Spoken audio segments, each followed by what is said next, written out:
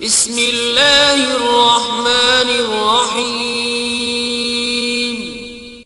شروع اللہ کے نام سے جو بڑا مہربان نہایت رحم والا ہے۔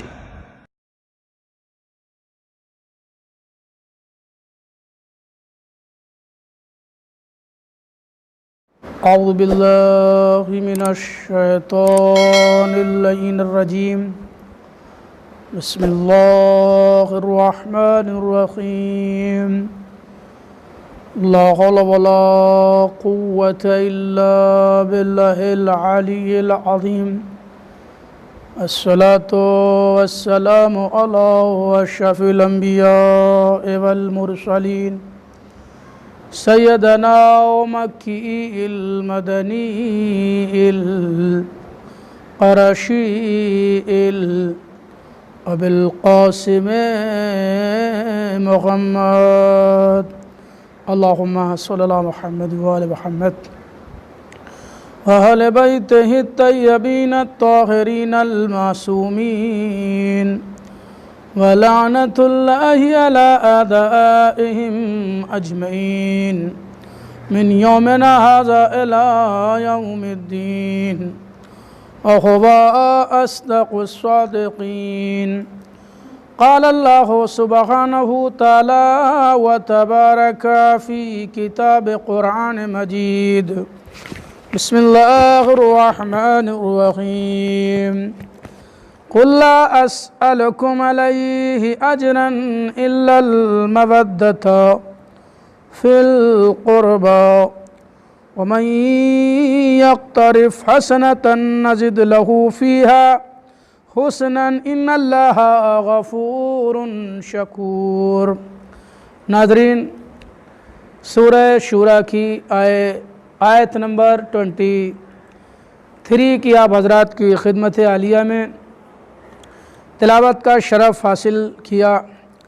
یہ قرآن مجید کی مشہور اور معروف آیت کریمہ ہے جس میں ارشاد باری تعالیٰ ہو رہا ہے، آپ کہہ دیجئے کہ میں تم سے اس تبلیغ رسالت کا کوئی اجر نہیں چاہتا علاوہ اس کے کہ میرے اقربا سے محبت کرو۔ بہت ہی مشہور اور معروف آیت کریمہ ہے، تو اللہ تعالیٰ نے اس سے محبت کا مطالبہ کیا ہے۔ آپ یقین جانیے پیغمبر اسلام نے وقت وفات تاریخ میں ملتا ہے تقریباً 1.5 لاکھ جو ہے صحابہ چھوڑے تھے، اور یہاں تک ملتا ہے کہ سارے صحابہ جو ہے متحد تھے، متفق تھے۔ لہٰذا مگر جو قرآن نے مطالبہ کیا ہے قُلْ لَا أَسْأَلُكُمْ عَلَيْهِ أَجْرًا إِلَّا الْمَوَدَّةَ فِي الْقُرْبَى، آپ کہہ دیجئے کہ میں تبلیغ رسالت کا کوئی اجر نہیں چاہتا علاوہ اس کے کہ میرے اقربا سے محبت کیجئے۔ تو اتنے سارے صحابہ پیغمبر اسلام نے اپنی لائف میں چھوڑے، مگر روایات ملتا ہے کہ صرف و صرف چند صحابہ اکرام کے علاوہ کوئی بھی اس عہد پر باقی نہ رہ سکا، جن کے اسماء گرامی کچھ اس طریقے سے ہیں، جیسے کہ سلمان فارسی، جناب مقداد، جناب بلال حبشی وغیرہ وغیرہ، اور ان میں سر فہرست جو ہے جناب ابو ذر غفاری۔ ابو ذر غفاری بہت ہی مقدس اور بہت ہی متقی اور پرہیزگار جو ہے پیغمبر اسلام کے صحابی گزرے ہیں، جن کا تذکرہ جو ہے پیغمبر اسلام کی زبان پہ آیا ہے۔ اب آپ خود ناظرین اندازہ لگائیے، جس کا تذکرہ پیغمبر اسلام کی جو ہے صادق زبان پہ آ جائے، وہ کتنا مقدس اور کتنا متدین صحابی رہا ہوگا۔ لہذا آپ کے بارے میں ملتا ہے کہ آپ جو ہے قبیلے بنی غفار کے رہنے والے تھے، اور آپ کا اصلی نام جو ہے جندب بن جنادہ تھا۔ آپ اپنی مادر گرامی سے بے پناہ عشق رکھتے تھے، بہت محبت کرتے تھے، اور یہاں تک کہ پیغمبر اسلام نے فرمایا کہ آپ جو ہے صحرا میں جو ہے بھیڑ اور بکریاں چرایا کرتے تھے۔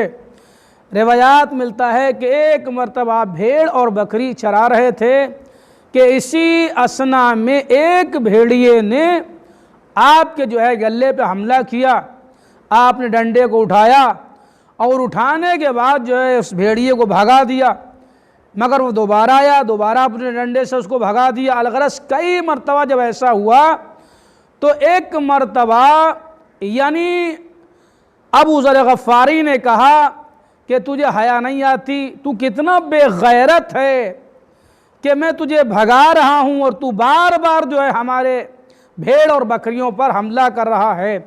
تو ایک مرتبہ یقین جانیے اس بھیڑیے نے کہا، اے ابو ذر غفاری میں بے غیرت نہیں ہوں، میں بے غیرت نہیں ہوں بلکہ بے غیرت مکے والے ہیں۔ کہا وہ کیسے؟ کہا اس لیے بے غیرت ہیں کیونکہ مکے میں یعنی آخری نبی نے ظہور فرمایا ہے اور وہ یعنی آ چکے ہیں، لوگ بلا رہے ہیں مگر کوئی بھی لبیک نہیں کہہ رہا ہے۔ جیسے ہی ابو ذر غفاری نے یہ کلمات سننے کے بعد گھر پہ آئے، آنے کے بعد مادر گرامی کو سلام کیا اور سلام کے بعد کہا مادر گرامی خدا حافظ الوداع۔ کہا یہ خدا حافظ کیسا ہے، یہ الوداع کیسا ہے؟ کہا مادر گرامی آخری نبی کا ظہور ہو چکا ہے، میں جا رہا ہوں زیارت کے لیے۔ توجہ فرما رہے ہیں، یہ بھیڑ اور بکریاں جتنی بھی ہیں یہ بھائی کے حوالے کر رہا ہوں۔ ماں نے کہا عجب تو دیوانہ ہو گیا ہے، تجھے سمجھ میں نہیں آتا کہ ایک جانور کے کہنے پر تو جا رہا ہے۔ افسوس تو اسی بات کا ہے کہ جانوروں نے جو ہے عظمت پیغمبر کو پہچانا، عظمت اہل بیت کو پہچانا، مگر کیسے وہ کلمہ گو مسلمان تھے کہ جنہوں نے عظمت اہل بیت اور عظمت پیغمبر کو نہ سمجھا۔ لہذا روایت ملتا ہے کہ آپ گھر سے جو ہے اپنی ماں سے ودا ہوئے اور ماں سے بے پناہ محبت کیا کرتے تھے۔ لہذا چلتے چلتے خستگی جب طاری ہوئی تو ایک کنویں کے پاس آ کے بیٹھ گئے تو آپ نے دیکھا چند اور بھی اشخاص ہیں جو آپس میں گفتگو کر رہے ہیں اور یہ کہہ رہے ہیں کہ مدینے میں جو ہے ایک نبی ظاہر ہوا ہے جس نے نبوت کا دعویٰ کیا ہے، جو ساحر ہے، جو مجنون ہے، وہ دیوانہ ہو گیا ہے۔ توجہ فرمانے جی ہو۔ اسی اثنا میں ان لوگوں نے دیکھا کہ سامنے سے جو ایک شخص جو ہے آ رہا ہے، چوڑی پیشانی ہے، خوبصورت چہرہ ہے۔ لہذا انہی میں سے ایک نے کہا خاموش ہو جاؤ، جناب ابو طالب آ رہے ہیں، ہم لوگوں کی خیر نہیں ہے۔ الغرض جیسے ہی ابو طالب کا جو ہے نام زبان پہ آیا، زبانوں پہ تالے پڑ گئے۔ اب سمجھے آپ کہ ابو طالب کس کو کہتے ہیں؟ جو کفر کی زبانوں پہ تالے ڈال دے اس کو ابو طالب کہتے ہیں۔ لہذا روایت کے فقرے ہیں کہ چند لمحے ابو طالب وہاں پر بیٹھے اور بیٹھنے کے بعد جب چلنے لگے، ابو ذر غفاری بیان کرتے ہیں کہ میں بھی آپ کے پیچھے پیچھے چلنے لگا۔ آپ نے مڑ کے مجھے دیکھا، دیکھنے کے بعد کہا کہ بھائی کہاں کا ارادہ ہے، آپ کہاں جا رہے ہیں؟ تو انہوں نے اپنے دل کی جو ہے رودات سنائی کہ میں نے سنا ہے نبی آخر کا ظہور ہو چکا ہے، میں زیارت کے لیے جا رہا ہوں، کلمہ پڑھنے کے لیے جا رہا ہوں۔ روایت کے فقرے ہیں، ابو طالب نے کہا کلمہ پڑھو۔ جیسے ہی ابو طالب نے کہا فوراً ابو ذر غفاری نے کہا لا الہ الا اللہ محمد الرسول اللہ۔ اب سمجھے آپ، دنیا یہ کہتی ہے کہ ابو طالب نے کلمہ نہیں پڑھا، ابو طالب نے کلمہ نہیں پڑھا۔ اب اس سے بات واضح یہ ہو گئی ابو طالب کلمہ پڑھنے نہیں بلکہ پڑھانے آئے تھے اور ایک بار نہیں دن میں کئی بار جو ہے کلمہ پڑھا رہے تھے۔ توجہ فرما رہے عزیزو، اس کے بعد کافی راستہ طے کرنے کے بعد آپ خدمت پیغمبر میں پہنچے اور آپ کی زیارت کی مہر نبوت کو چومنے کے بعد یقین ہوا کہ یہ وہی پیغمبر ہے جو زمانے میں ظاہر ہونے والا تھا۔ لہذا اس کے بعد پیغمبر اسلام نے فرمایا اے ابو ذر تم مدینے کی طرف چلے جاؤ۔ مدینے کی طرف جانے کے بعد قبیلے بنی غفار میں جا کے وہاں کے لوگوں کو مسلمان کرو۔ عزیزو، آپ نے آنے کے بعد سب کو مسلمان کیا، سارے نمازی سارے پرہیزگار، سارے روزے دار ہو گئے۔ لہذا آپ کے بارے میں جو ہے پیغمبر اسلام نے فرمایا کہ زمین و آسمان نے ایسا سچا نہیں دیکھا، اور فرما رہے ہیں کہ اس کیسا سچا نہیں دیکھا، جیسا سچا ابو ذر جو ہے دنیا میں پایا جا رہا ہے۔ لہذا ابو ذر کی طرح کوئی بھی سچ نہیں بولتا تھا، یہ پیغمبر اسلام نے اپنی زبان سے فرمایا ہے۔ اور یہی نہیں بلکہ آگے طبقات ابن سعدی میں لکھا ہوا ہے، خدا کے رسول نے فرمایا آسمان نے سایہ نہیں ڈالا، زمین نے بوجھ نہیں اٹھایا کسی ایسے شخص کا جو ابو ذر سے زیادہ سچا ہو۔ کتنے سچے تھے آپ کہ آپ کو پیغمبر اسلام نے صدیق کا لقب دیا ہے۔ چنانچہ روایت ملتا ہے آپ کے بیٹے کا نام زر، آپ کے بیٹے کا نام زر تھا، زوجہ ہے، اور ایک بھائی ہے جس کا نام انس ہے، اور دوسرا بھائی جس کا نام عبداللہ، ایک بیٹی چھوٹی ہے۔ اس کے بعد روایت کے فقر ابو ذر کا عالم یہ ہے کہ عبادت الہی میں ساری زندگی بسر کی، کبھی دولت نہیں جمع کی، کبھی دولت نہیں جمع کی، یہاں تک کہ جب آپ شام گئے ہیں تو یہی عزیزوں پکار کر چیخ کر کہہ رہے تھے کہ دولت جمع کرنے کی جگہ نہیں ہے، دولت کو آگ لگا دو، ان بڑے بڑے مکانوں کو آگ لگا دو۔ جیسے ہی خلیفہ وقت کو عزیزوں یہ خبر ملی، روایت کے فقرے ایک مرتبہ معاویہ نے کہا کہ جب سے ابو ذر آئے ہیں اے خلیفہ وقت، ابو ذر نے جو ہے ہمارا جینا حرام کر دیا ہے۔ بس عزادارو روایت کے فقرے ہیں، جیسے ہی یہ میسج یقین جانیے خلیفہ وقت کو ملا، اس نے فوراً کہا معاویہ ایسا کرو، ایک اونٹ پر جو ہے ابو ذر کو باندھ کے جو ہے آپ جو ہے یعنی ہمارے پاس روانہ کر دو، اجرکم علی اللہ۔ روایت کے فقرے ہیں کہ ابو ذر کو جو ہے اونٹ کی ننگی پشت پر جو ہے ننگی ٹانگوں کے سمیت جو ہے باندھ دیا گیا۔ باندھنے کے بعد روایت بتاتی ہے کہ مدینے میں ایک عام اعلان تھا کہ کوئی بھی جو ہے ابو ذر سے ملنے کے لیے نہ جائے، ابو ذر سے ملنے کے لیے نہ جائے۔ عزادارو، ابو ذر غفاری کی سواری سرحد مدینہ کی طرف جیسے آہستہ آہستہ بڑھ رہی تھی، آنکھوں میں اشک جاری تھے اور یہی کہہ رہے تھے ہائے ابو ذر پہ کیسا وقت آ گیا، کوئی ابو ذر کو رخصت کرنے والا نہیں ہے۔ مزار رسول کو جو ہے غور سے دیکھ رہے تھے۔ ہاں عزیزو، وہ وقت بھی آیا جیسے ہی عزیزو ابو ذر غفاری یعنی سرحد مدینہ شام پہنچے ہیں، عالم یہ ہے کہ جسم سے خون کافی نکل چکا ہے۔ ایک مرتبہ خلیفہ وقت نے کہا اے ابو ذر، اگر تم صحابی رسول نہ ہوتے تو ہم تمہیں قتل کر دیتے۔ اجرکم علی اللہ۔ ابو ذر غفاری نے کہا کہ آپ بھی تو اپنے کو صحابی رسول کہہ رہے ہیں، اگر آپ مجھے قتل کر دیتے تو تاریخ میں لکھا جاتا ایک صحابی نے ایک صحابی کو قتل کیا ہے۔ اجرکم علی اللہ۔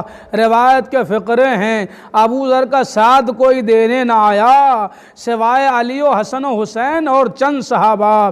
ہاں عزیزو، مدینے سے جیسے ہی باہر پہنچے اور ایک وہ مقام جو مدینے سے 3 میل کے فاصلے پر جس کو رفضہ کہتے ہیں، وہاں پر عزیزو آپ کو بھیجا گیا، جہاں عالم یہ ہے کہ دور دور تک جو ہے نہ کوئی سایہ ہے نہ کوئی مکان ہے۔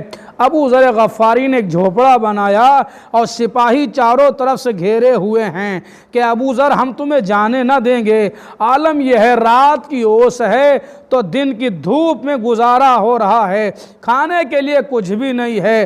بی بی سے کہا آؤ ذرا اینٹوں میں تلاش کریں، کچھ شاید کھانے کے لیے مل جائے، مگر عزادارو وقت بھی آیا۔ آہستہ آہستہ بی بی نے بھی ساتھ چھوڑ دیا۔ بی بی عالم غربت میں انتقال کر گئی۔ جوان بیٹا ہے، جب اس کے جانے کا وقت قریب ہوا، سرانے بیٹھے ہوئے ابو ذر رو رہے ہیں اور کہتے ہیں میرے لال موت برحق ہے، جو آیا ہے اسے جانا ہے، اے میرے لال تم جا رہے ہو، جلد ہی ہم تم سے ملحق ہونے والے ہیں، عزادارو قیامت کی منزلیں ہیں۔ عزیزو بیٹی چھوٹی ہے، ایک مرتبہ ابو ذر غفاری نے کہا بیٹی بھوک بہت لگی ہے، کہا بابا صحرا میں کھانے کے لیے کچھ نہیں ہے۔ عزیزو جب تلاش کرنے لگے، ایک مرتبہ ابو ذر نے کہا کہ گھاس کھا لیں، بیٹی نے کہا نہیں نہیں بابا ہم آپ کو یہ زہریلی گھاس نہ کھانے دیں گے۔ ہاں جو قوت رفتار نے ساتھ چھوڑ دیا۔ ایک مرتبہ ابو ذر غفاری نے اپنی بیٹی سے کہا بیٹی ارے ذرا ریت کا ٹھیلا تو بناؤ، ریت کو جمع کیا، ابو ذر غفاری سر کو رکھے عزیزو آرام ہی کر رہے تھے۔ ایک مرتبہ روح قفس انصری سے پرواز کر رہی تھی۔ عزیزو ایک مرتبہ بیٹی نے ہاتھ کو جوڑا، بابا اگر اس عالم غربت میں آپ کو موت آ گئی تو یہ بیٹی آپ کی کیسے آپ کو دفن کرے گی؟ کوئی مونس و مددگار نہیں ہے۔ کہ بیٹی گھبراؤ نہیں، میرے رسول نے مجھ سے اپنی حیات میں کہا تھا اے ابو ذر غفاری تمہیں عالم غربت میں موت آئے گی اور تم کو جو غیب سے یعنی ہمارا کوئی چاہنے والا دفن کرے گا۔ کہا بیٹی گھبراؤ نہیں، یہ قافلہ آئے گا، ان میں سے چند آدمی جو ہے ہمیں دفن کریں گے، اجرکم علی اللہ۔ یہ کہتے کہتے ایک مرتبہ آواز خاموش ہو گئی، بیٹی پہاڑی سے نیچے اتر کے شہرا پہ بیٹھ گئی، بالوں کو پریشان کر کے رو رہی ہے، اے لوگوں صحابی رسول کا انتقال ہو گیا۔ کیا دیکھا ادھر سے قافلے کا گزر ہوا، ایک مرتبہ مالک اشتر نے کہا دیکھو یہ بچی کون ہے، کیوں کریا کر رہی ہے؟ تو پتا چلا ابو ذر غفاری کی بیٹی ہے، باپ کا انتقال ہو گیا ہے۔ کہا رے چلو چلو ابو ذر غفاری کو دفن کریں گے۔ عزادارو مالک اشتر اپنے چاہنے والوں کے ساتھ آئے، ابو ذر غفاری کو غسل دیا، کفن پہنایا، نماز جنازہ پڑھ کے سپرد خاک جنازے کو کیا۔ میں کہوں گا اے ابو ذر غفاری آپ بڑے خوش نصیب ہو، آپ کو عالم غربت میں غسل دینے والا تو کوئی آ گیا، کفن تو کسی نے پہنایا، آپ کے جنازے کو سپرد خاک تو کیا، مگر ذرا کربلا میں آئیے، حسین کا لاشا بے گورو کفن پڑا ہوا ہے، آپ کی بچی آپ کے لاش پہ اگر رو رہی ہے، کوئی تماچے تو نہیں مار رہا ہے، مگر ذرا کربلا میں ابو ذر غفاری دیکھیے، سکینہ اگر اپنے بابا کو روتی ہے، شمر تازیانوں سے اذیت دے رہا ہے۔ انا للہ و انا الیہ راجعون، ردم بقضاء یہی تسلیم لامرہ۔ بارالحاظ محمد وال محمد کا واسطہ ہماری اس مختصر سی عبادت کو قبول فرما۔ بارالحاظ جو بھی ناظرین ہماری اس مجلس کو سن رہے ہیں سب کی جائز حاجات کو قبول فرما۔ پروردگار تجھے محمد وال محمد کا واسطہ جو بے اولاد ہیں ان کو اولاد صالحہ عطا فرما۔ پروردگار تجھے محمد وال محمد کا واسطہ جو اس وقت یعنی کرونا جیسی بیماری پھیلی ہوئی تمام محبان اہل بیت کو اس سے نجات عطا فرما، جو بے اولاد ہیں ان کو اولاد صالحہ عطا فرما، امام زمانہ کے ظہور میں تعجیل فرما۔